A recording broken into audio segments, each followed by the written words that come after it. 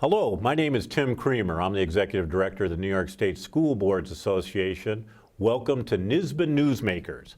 This is an opportunity when I have to sit down with people who are leaders in the education field here in New York. And today my guest is the president of the New York State United Teachers, Karen Magee. Welcome, Karen. Pleasure to be here, Tim. We're really Thank glad you. to have you.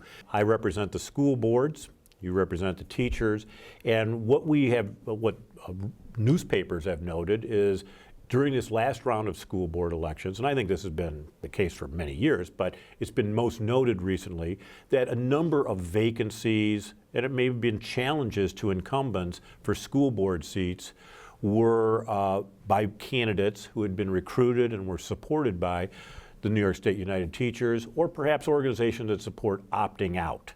And I'm wondering, do you guys have a role in seeking out candidates and supporting them for school board seats? Well, absolutely. This is nothing new that NYSUT's No. involved in school board races. Look, earlier in this conversation, I spoke to the fact that it's important that educators have a role in making education policy.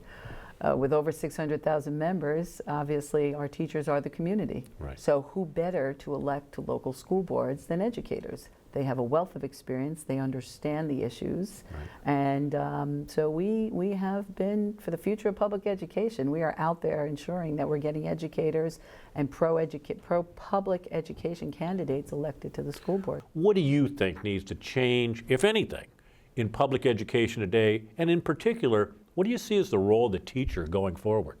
Well, the first thing I would consider is there's been so much talk about tests. We have to move the conversation to assessments. Okay. Assessments are broader based. They take on a variety of different forms.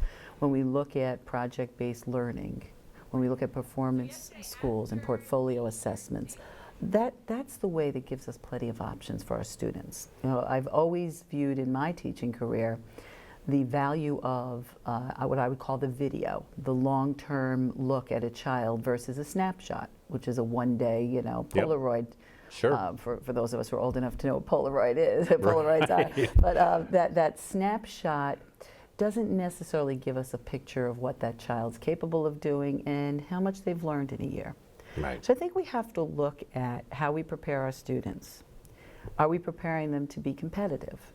And working in groups on group-type projects is an important component. Succeeding on their own is also an important component. So we have to look at a one-size-fits-all. It does not work. No. We saw it with the evaluation system, where there was a cookie-cutter approach designed that was to be circulated and utilized throughout the entire state. And the recognition was there has to be local autonomy. We talked a few minutes ago about recruitment, teacher shortages, things like that. So this report came out recently called Teach New York.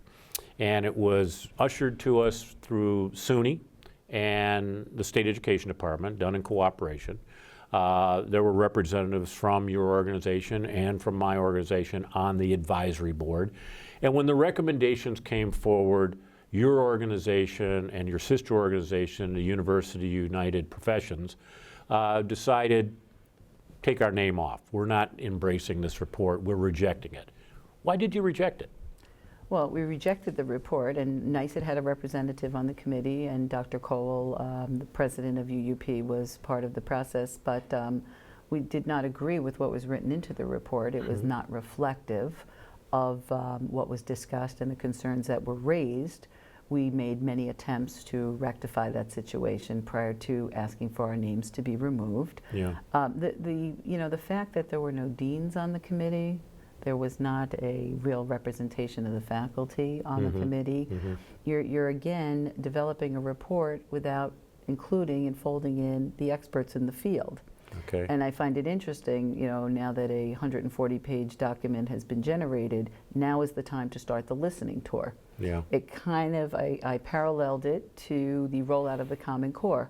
We put the cart in front of the horse and then we wonder why it didn't work.